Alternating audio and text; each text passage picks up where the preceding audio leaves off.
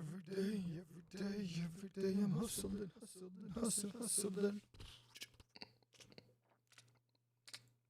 All right.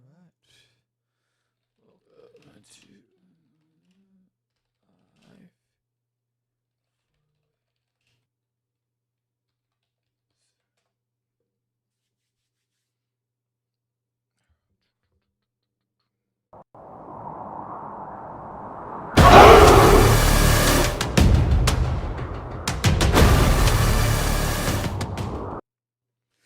What's up? Yo, what you go to say? Who's on the phone with Cast the Craze today? So, don't know who's going to be out there today. I just decided to hang out. Hold on one second. Hold on. I decided to hang out tonight and get this party popping. Here we go. There it is. And hopefully, I see it on. Ooh, that's no bueno. I see it on YouTube and I see it on Facebook. I don't see it on Twitch.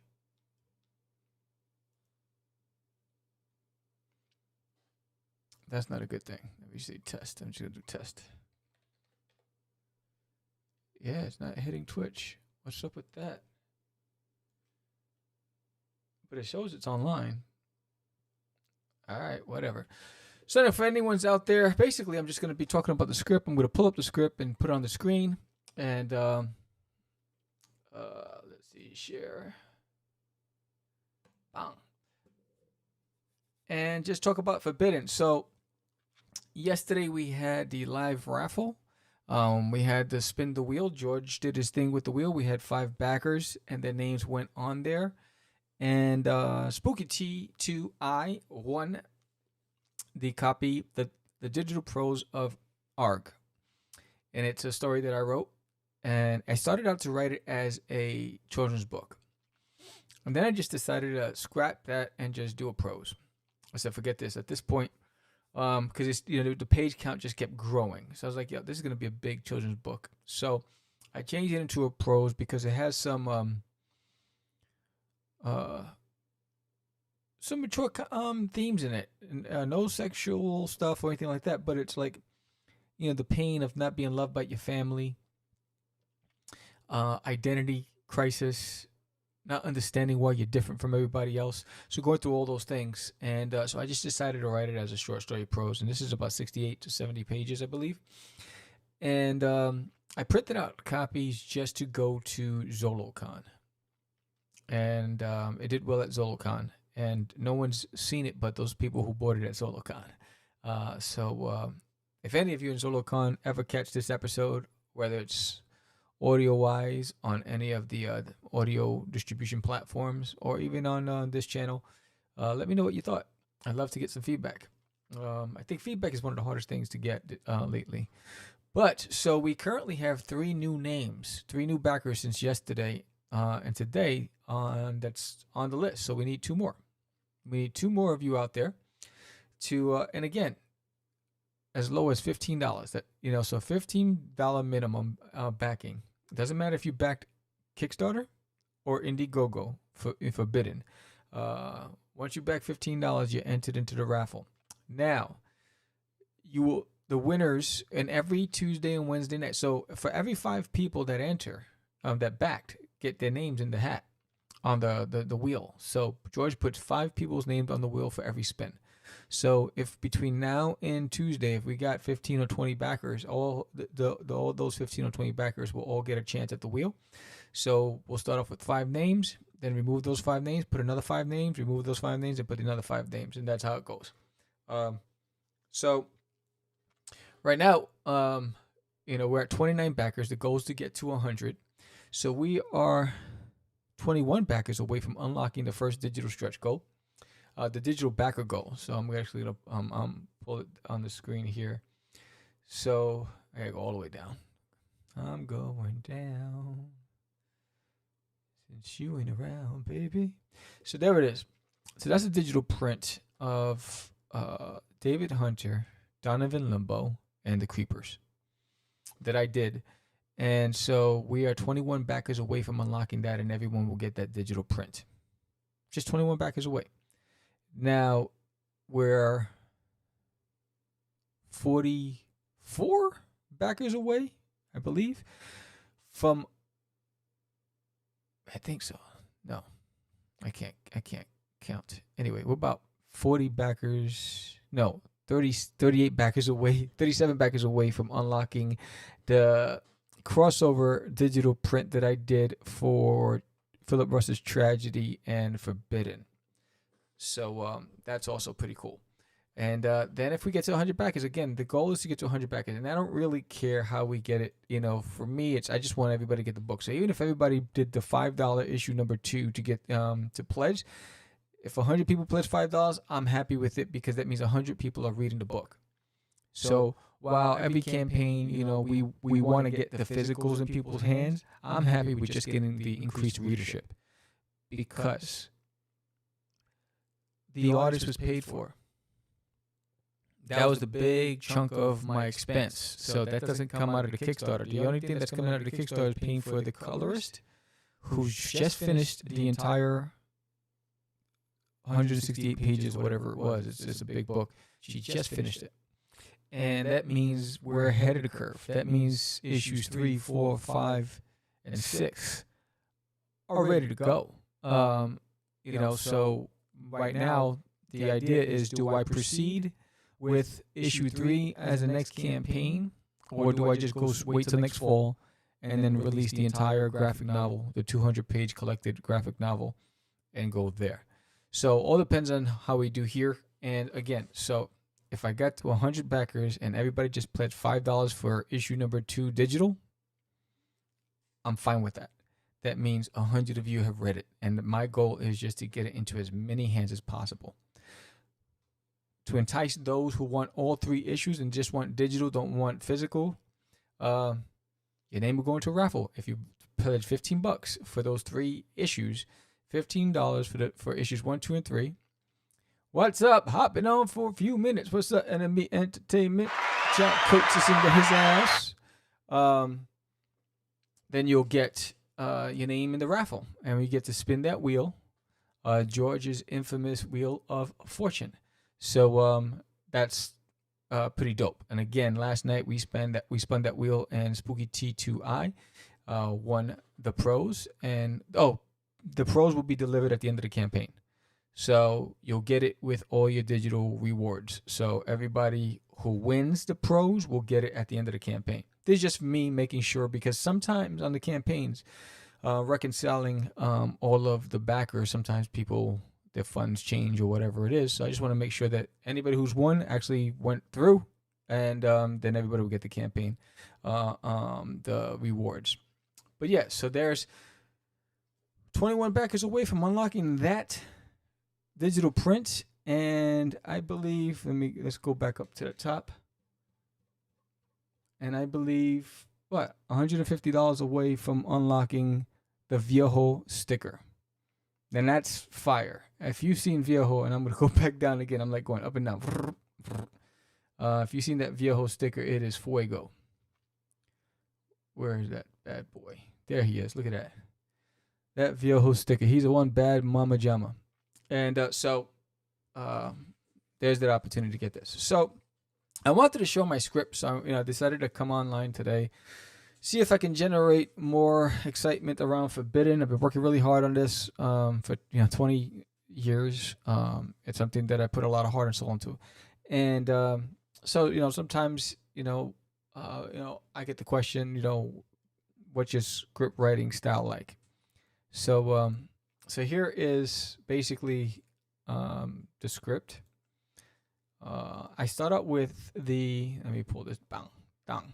So I start off with my synopsis, for every script, for every issue.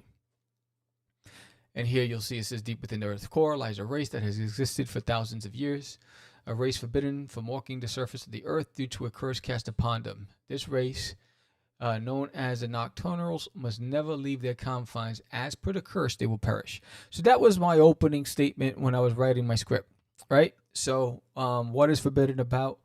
Boom. If it was just if I had 30 seconds to pitch it, it would be those 2 sentences right there that I would use to pitch to anybody that I'm trying to get an audience with, right? So, but then I go forward. So this is me outlining how I'm going to write the script. So I plot out that issue, right? So forbidden, the issue. The Nocturnals are human, although have been around since the age of dinosaurs.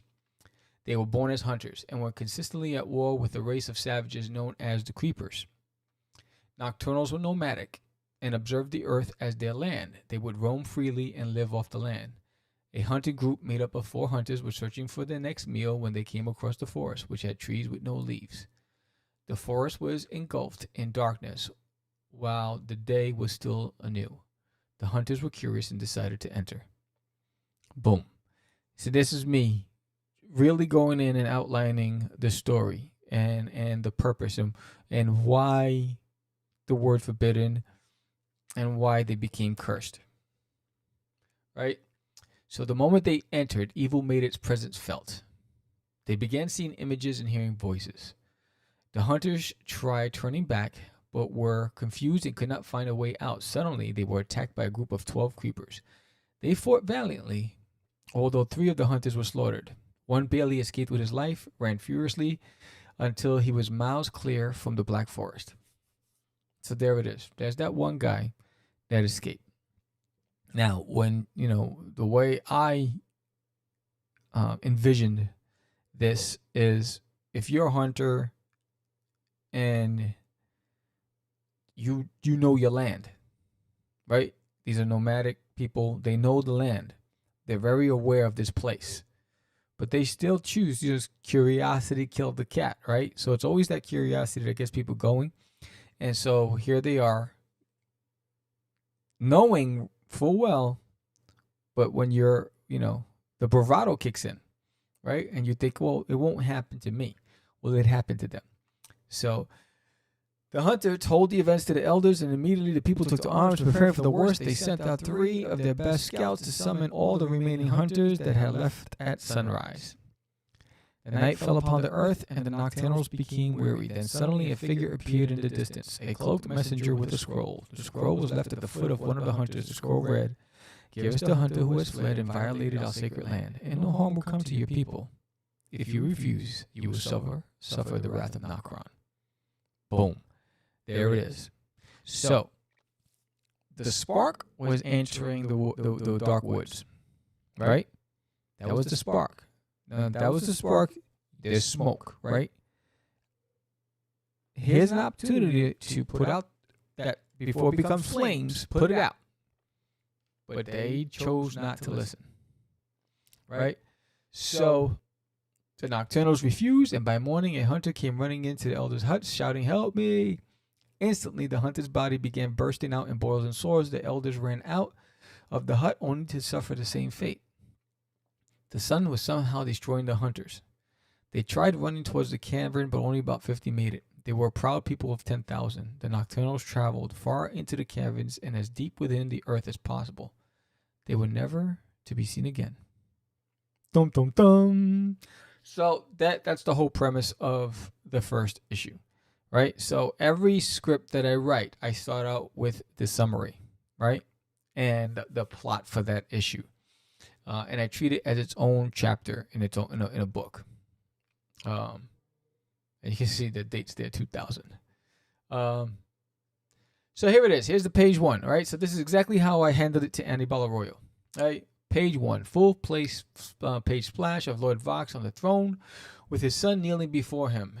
There are soldiers, I couldn't even spell back then, and servants around him. The camera is at a worm's eye view with Sin's back to the screen. Caption: within the core of the earth lies a race once forgotten to the world until now. Lord Vox speaks, your request is denied. So that's that one epic scene where you see Lord Vox sitting on the throne with his concubines around his legs, and you have Sin's back to the camera. That Annibal did. It was beautifully done. Well, that's that scene. And so for me, I wanted to open up with a dramatic piece. And I felt that was the one. And Annibal did his thing. And if you're in possession of issue 0, then you know what I'm talking about. If you're not, you need to pick it up. In fact, do you have, let me see. There, Hummerbear. Yes. So, in fact, I'll show you the scene right here. Boom. Let me move this out the way. So that's that scene right there. Right here, where he's sitting on the throne. If you go to the Kickstarter page, you'll see the scene, and his son is challenging his father. Right? Boom. So I wanted a dramatic opening sequence to. It's like a ballet, the way I look at it. It's like a play. So we go over to page 2, right? So page 2 has 3 panels, right? So I always start off with panel 1 and number it. So Sin is standing now pleading to his father, Lord Vox. The camera is now facing Sin from behind Lord Vox's head. Right, and so now we had the back of him. Now we're seeing him front on. And if you go to the Kickstarter page, you'll see the page that I'm talking about, which is actually next to this page here. I'm going to move this out of the way so you can see. So the camera's on him now, right? Caption: a race of people who once roamed freely on Earth have been cursed for centuries, never to set foot on the Earth's surface again. Sin speaks: but my lord, how do you know the curse still exists unless you are willing to try? And then he's immediately stopped from, shut down from speaking because his father now speaks, right? So now we go to panel 2. Now a close-up shot of Lord Vox's face with an angry look on him. And Lord Vox speaks: how dare you attempt to question my decision? We have struggled for years to adapt within these confines. And now after all these years, you expect me to bring back the memories of fear and hate that we have longed to forget. Right? So now he's pissed. He's pissed off at his son. It's like, yo, dude, what's the matter with you? You youngins, you think you know everything, right? There's serious implications to even the thought of wanting to leave down here. I'm not willing to risk my people because of your foolish thoughts. That's basically where that conversation has gone. So you went into panel number 3. So, these people have never seen the sun. They only hear stories passed down from generations. Now they call themselves, and then it goes to Lord Vox. You are to be imprisoned until you forget about all this foolishness, or until I see fit. So now he locks up his son, right? So those are the first 2 pages of issue 0, and I wanted to start off with such a dramatic opening, because there's nothing more intense than the father and son dispute. But there has to be a reason for it. There has to be purpose, right? The father has a purpose: protect his people at all costs. The son has a purpose: challenge the thought of this curse, right? This curse that only he has not experienced. He's only heard about it. He's never really experienced it. And this is what happens in life, right? The people that make the biggest mistakes are those who never lived through the crisis. So they think the ones who have, they think that whatever happened to them would never happen to me, right? So what happened to you a century ago is not going to happen to me, right? It's like generational, the gap between generations is huge. And so here's what you see here. Here's a son who thinks he knows better. But where did he get that information from? That's the bigger question, right? Because at this stage, he's an adult man. Why did it take him all this time to now start challenging his father? It had to come from somewhere. There has to be an influencer. And you'll learn about that influencer as you read on in the series. Because, if all you know is one thing, and now someone has to be important to you in order for you. And most of the times in life, we are misguided by love. And that's what's happened here. Sin is misguided by love. He's in love with Arius, and Arius has convinced him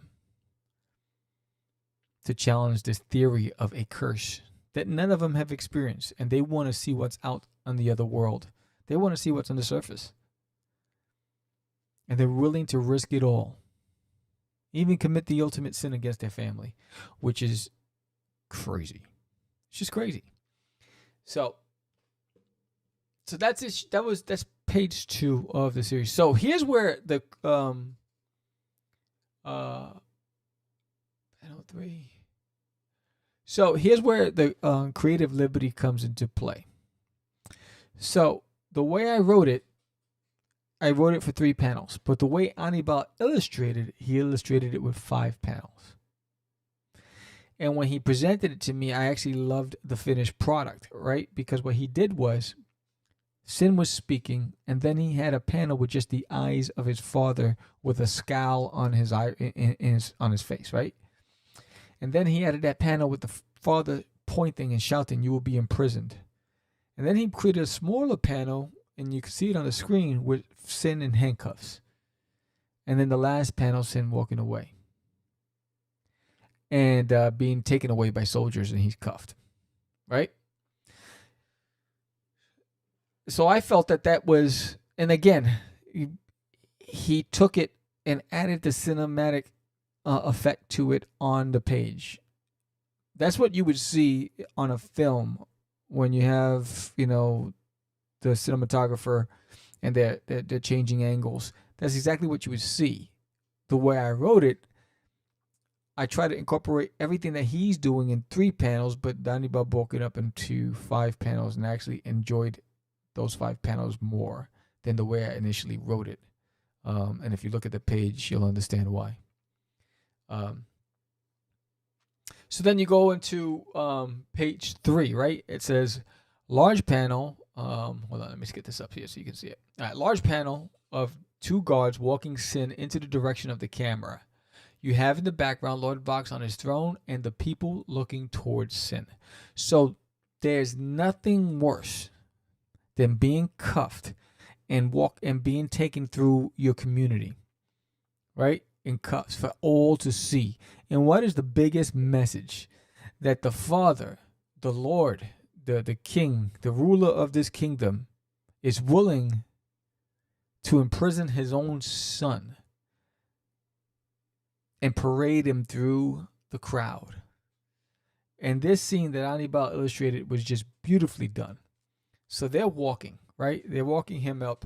And the caption says the Nocturnal. Sin, I will show you there's no real curse. You are all just afraid of change, right? And Sin, well, I am not going to cower away because of some old story. Here it is. There's that son who believes he knows better than the father. There's that son who's at this point, he's at a point of no return. He's at that point where he's already made that decision with that statement. I will prove to you all, right? So panel 2, Sin and the soldier stop in the presence of a petite girl. She is standing with her back to the camera. She is wearing a cloak with leather straps around her private parts. Caption, her name is Desiree. Her beauty can only be matched by her wit. And that was it. And if you look at the scene, that the 2 panels that Anibal illustrated, and it's right here. I'm going to move this so you can see it. It's beautifully done. Right here. Boom. He has Sin walking through the crowd. Everyone's looking at him. The father sitting on the throne in the rear. And in the foreground, you have just the hips and the thighs of his sister. Right? Which is going to lead to the next page. That important page. And that is, let's go up here for a second. Page 4, right? Close-up shot of Desiree's body. She is facing the camera with a silhouette of the 3 men in the foreground. She has a look of concern on her face. So there it is. Anibal did a beautiful standing pose with Desiree in her armor, her cloak, with not her armor, but her uniform. She has the boots up to her knee. Her flowing hair. I mean, it was just beautifully done, beautifully illustrated, and he captured that moment exactly, even better than I expected. Caption: She would have been heir to the throne, but she was born a woman. Her younger brother will be ruler when the time comes. Caption: A task he would rather not fulfill. Boom. So here she is. She's a natural born leader. She should be the one next in line, but women don't lead. The one who is doesn't want it. Go figure. Isn't that always the case? Isn't that always the case? Desiree, why do you have to push the issue? Are you really insane or just stupid? Doe. Talk about not mincing words. Right? So she put it to him. Why do you have to push? Why are you testing this? Why are you making it worse for yourself?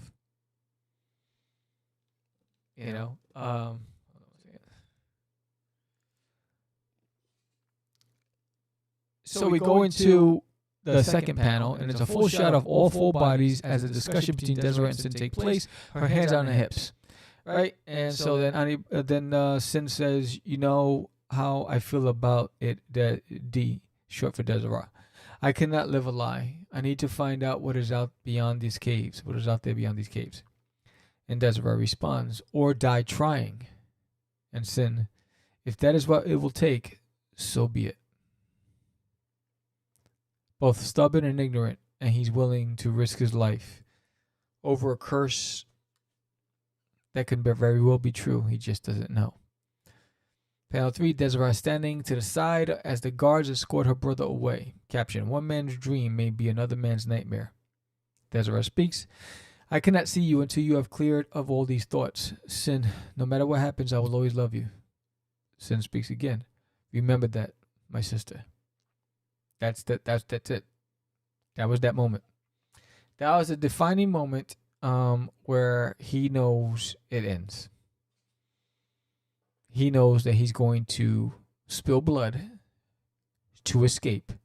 Spill blood against his own people to escape and head to the surface, which is forbidden, in order to test the theory of this curse that he's never experienced, but he's only heard of because he's a descendant of the people that were cursed. And he wants to challenge that theory. So to his sister, he basically made it clear. I love you. Remember that. Which means there's no turning back for me. What happens, happens. So those are the first 4 pages of issue 0. Right? And let me hide that script for a second. And so every single chapter, the way I write them as chapters, has the same style. It's all written in the same format. Panel, caption, dialogue, panel description. And the first page of every script has a synopsis attached to it. And I find it to be easy for me because I write as if I write directing myself. If I was going to draw it, I want as much information as possible, so I write for myself. So when I hand it off to somebody, it's self-explanatory. There's not much more. There's no room for interpretation. The great thing about it is that no two artists would draw things the same. What's fascinating is that Anibal Arroyo and Prami Santra did a few pages that were the same pages. They did this, because I didn't realize I had some pages from Anibal, and Prami Santra took over from issue number 2, but Anibal had started issue number 2, and I didn't realize I had some of those pages, and they were able to capture angles and scenes almost identical, almost, and it was fascinating to see that. But then it was also fascinating to see how they interpreted other scenes differently, which is pretty unique, and I find that to be also refreshing. Because every time you see a different artist's work, there's always a level of inspiration that you take from it. Because, one person's perspective on something could create that creative juice in you. And I see it all the time when I'm illustrating and I look at somebody else's style, and I'm always fascinated by their approach to a page. But like I said again, so we are. The whole purpose of me coming on today is really to talk about the script writing process for Forbidden, show you some of the sample script pages, and also to remind everybody, we're 2 backers away from spinning the next wheel. So for every 5 backers that pledge between this week and next week, their names will go on the wheel of fortune, and we will spin the wheel, and one lucky person will win the prose for ARG, a short story prose that I wrote. And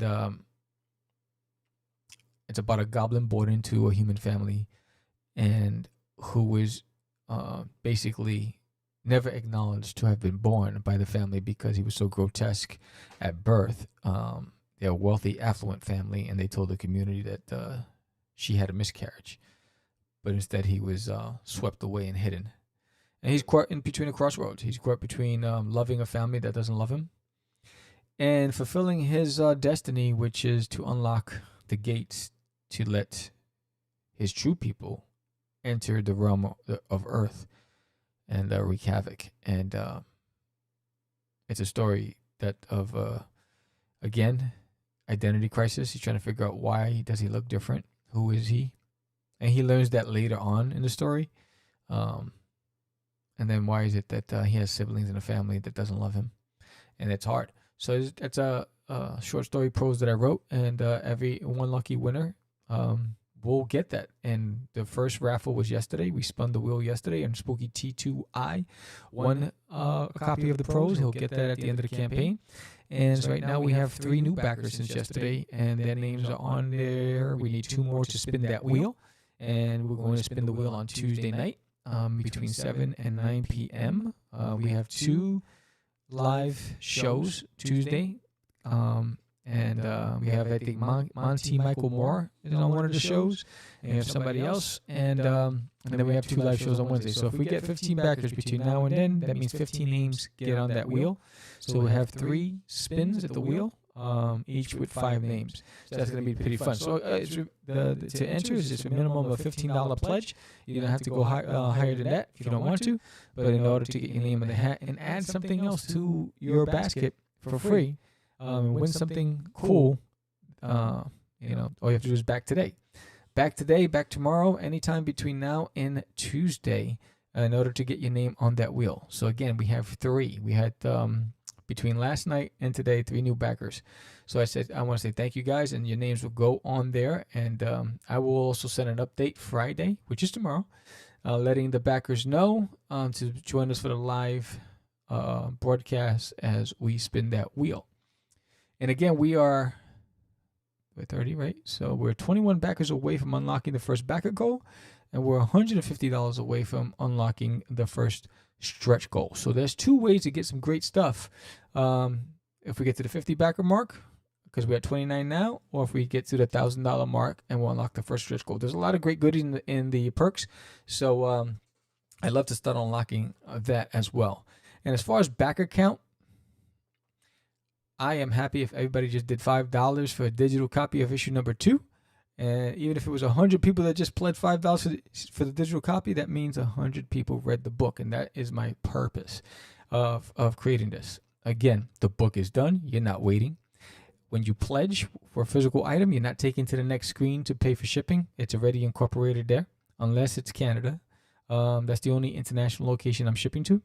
But in the U.S., what price you see on that screen is the price you're going to get. So you're not going to a next screen. So don't worry about that. And it's done. So as soon as the campaign's over, it goes to the printer and it's getting ready to ship out. So I put February only because of the Postal Service was talking about delays. And there's been a lot of talk about paper shortages. So I just gave myself to February, but most likely you'll get it at the end of December, beginning of January. It'll go right out to you guys. And that's the great thing about having everything done and ready to go. I'm not waiting on a writer, or editor, or letterer, or colorist, or any of that stuff. So that's the exciting part. But yes, so if anybody's watching on Twitch or Facebook or Twitter, and you have any questions about the script that I just went through, I went through the first 4 pages of the script, the script writing process for Forbidden. If there's any more samples that you want me to show, just let me know and I'll show it on screen. If you don't like Kickstarter and you prefer Indiegogo, you can head over there as well. We are on Indiegogo as well, and we are $355 away from making gold there. And we are 20 backers away from unlocking the first stretch goal on Indiegogo. So you can pledge an Indiegogo or Kickstarter, whichever is your preference. I did it that way because, again, I'm just trying to get readership. Trying to get in readerships, and I'm trying to get into retailers' hands. So we have retailer perks. If you're a retailer out there and you're watching this, please pledge. We have a quote by Four Corners Collectibles. date back the last campaign for issue number 1. And they said, received it in California, safe and sound, wonderfully packaged, and all correct and accounted for.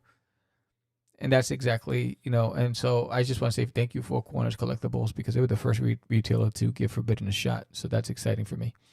So we have 19 days to go.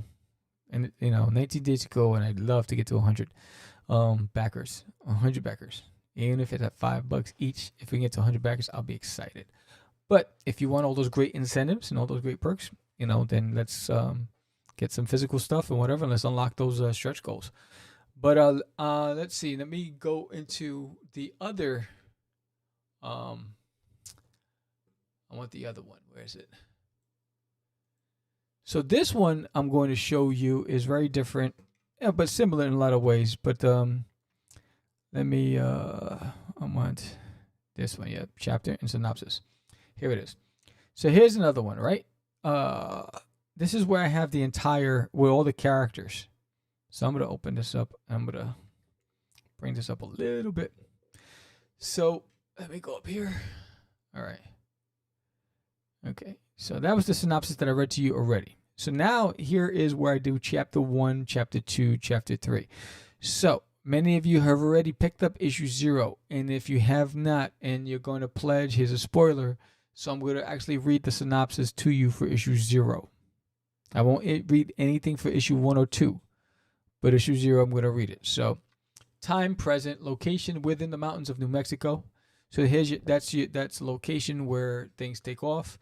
Centuries have gone since the curse, and the nocturnals centuries have gone by since the curse, and the nocturnals have developed both physically and mentally. The nocturnals, ruled by Lord Vox and the royal family, are protected by the royal guard. In this chapter, we begin with a tense discussion between Lord Vox and one of his 2 sons, Starticus. I was like, what? 2 sons? So you spoilers. So cover your ears if you want any spoilers. This is an AK and a sin. So Starticus is free-willed and hot-tempered. He does not understand why they have to remain underground when the curse was hundreds of years ago. And because I said so is something you don't say to him, right? We can't go to the surface. Don't worry about it. Just listen to what I have to say. And that's one thing you don't say to your son. Hold on, I'm going to put for anybody out there watching, just in case you're like, hey, where can I go? I'm just going to put the links there. This is Forbidden on Kickstarter.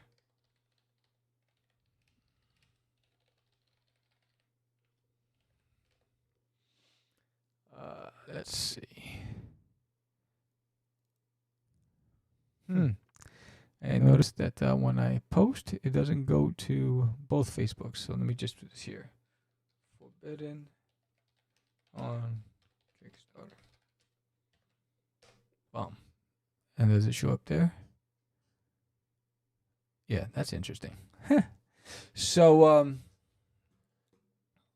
and just in case you're interested in Indiegogo, here it is. So,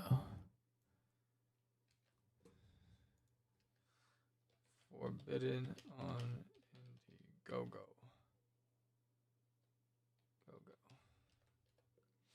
All right, boom. There it is. Whoop, there it is.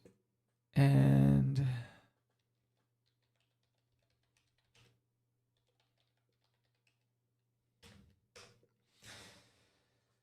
okay, so that's interesting. Yeah, so where did I leave off? AKA Sin. So Lord Vox is a stern and chauvinistic ruler set in his ways and a firm believer in custom and order. He's set in his ways, the old ways. It's my way or the highway. We have rules.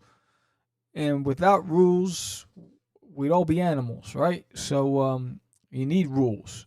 So to speak of the curse is to commit a crime and will not be tolerated, even if by his own son.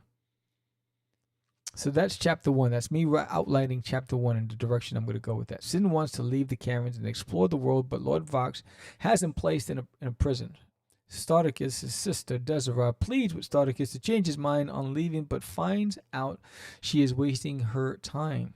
As the guards are escorting Spartacus to his prison, they are suddenly attacked by a cloaked figure.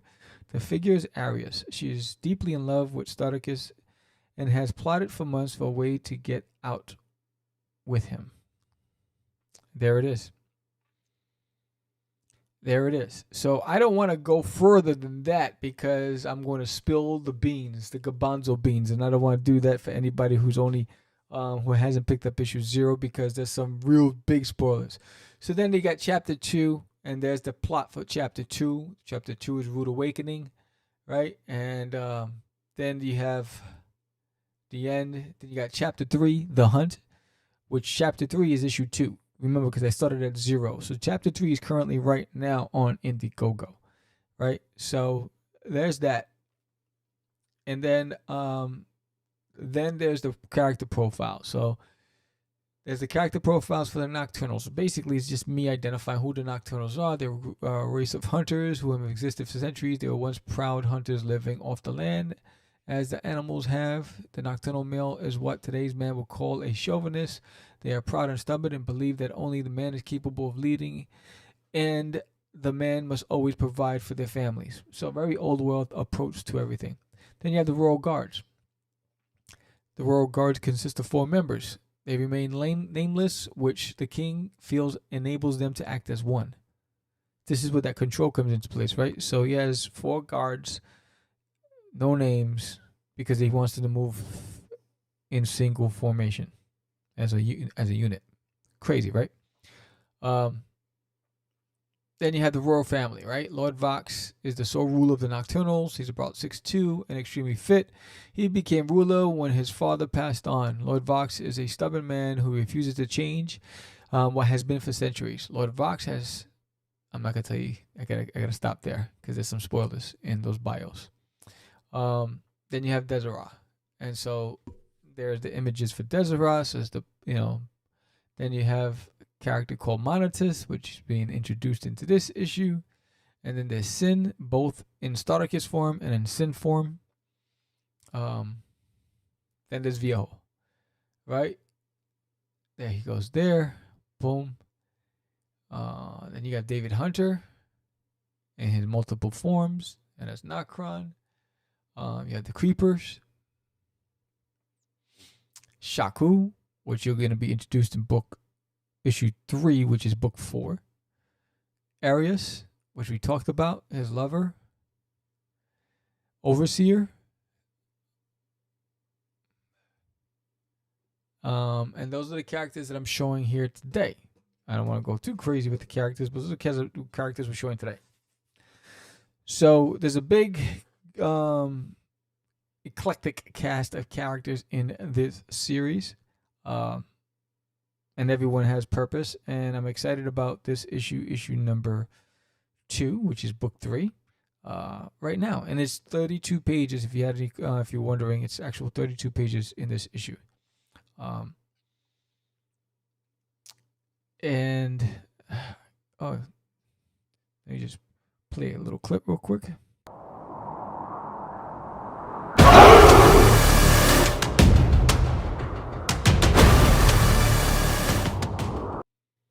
Boom.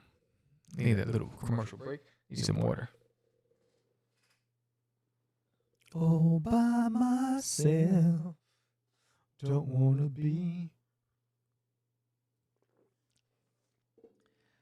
So, hoping that you watch this in playback. It's going to live in infamy forever on the net.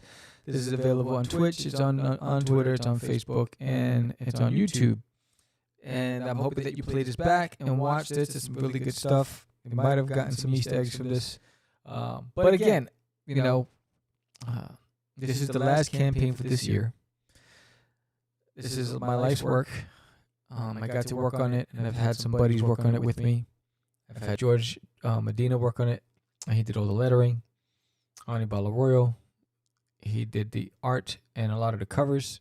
He did the issues 0 and 1 and a lot of the covers. And then Prime Sancho, who I met on DeviantArt, did a fantastic job finishing off where Anibal left off. Barbara Soroji, fantastic colorist. She did an amazing. I mean, look at this, the piece that's on the screen right now. Lord Vox and Desiree. Just beautifully done. Beautifully done. Eric Ifata did the wraparound cover for the graphic novel. Fantastic, fantastic job.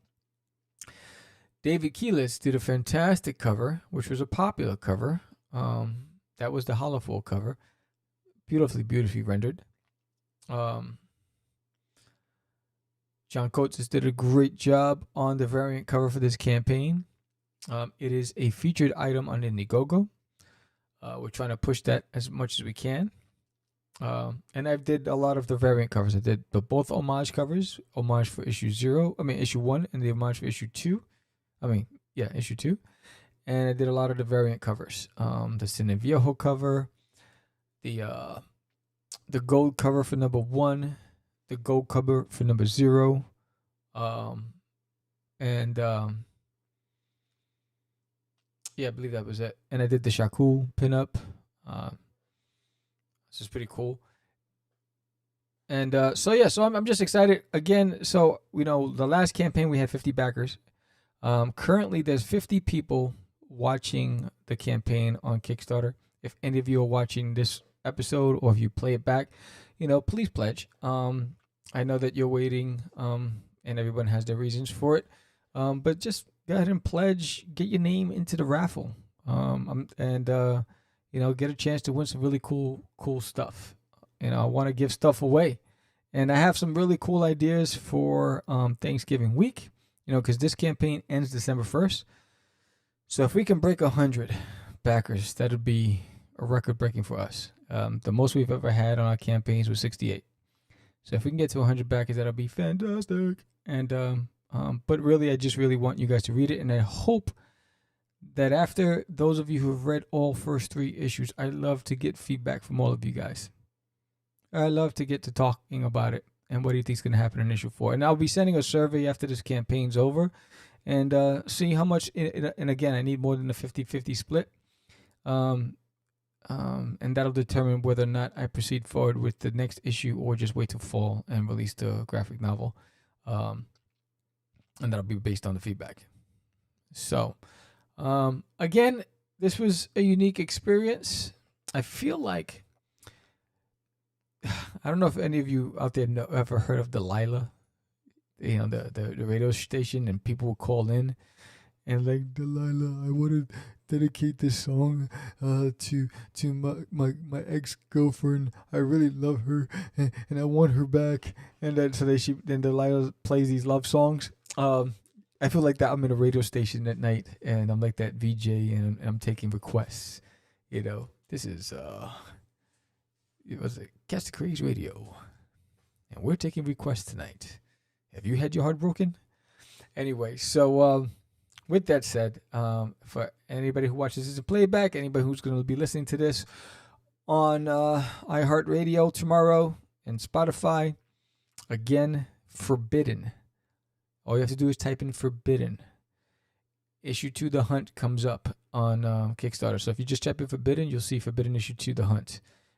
Same thing on Indiegogo. Just type in Forbidden. You'll see the comic. You'll see the cover. And give it a shot. Give it a shot. Let's go on an adventure together, man. When's the last time you went on a real adventure? This will take you there. I remember the first time I read The Hobbit. I was in the first grade. That was the greatest adventure I went on. I was engulfed into that Tolkien environment. And I'm asking you to get into the forbidden world. Take that journey with me. Take that trip. Fall in love with Desiree. Root for Viejo. Get angry at David Hunter. Choose your side. Let's walk this journey together. Enter the forbidden with me. Let's go on a hunt. Back us today.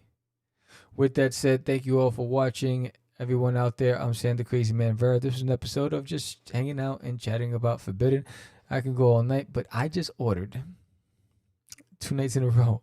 I just ordered dry rubbed wings. Dry rubbed wings. And I got a chicken with basil, oregano, fresh tomatoes, pizza. And it's heavenly. So I'm going to open up this bottle right here.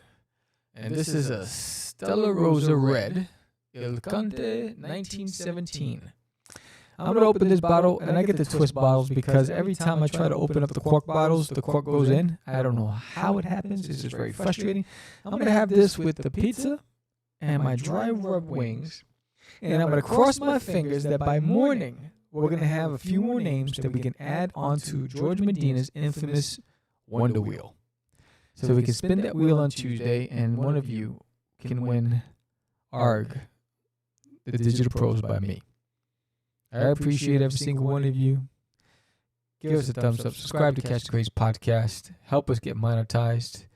We do this because we're lovers of the game. We're true independents. I have nothing against the mainstream. I grew up a Superman fan, a Spider-Man fan.